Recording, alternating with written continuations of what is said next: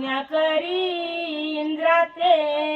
म्हणून सुलोचनेनं महादेवाची स्तुती केली, महादेवाची आराधना केली आणि सांगितलं माझ्या मालकाचा हात इथं पडलेला आहे, त्याच हाताने मला सगळं वृत्तांत सांगितलं पाहिजे।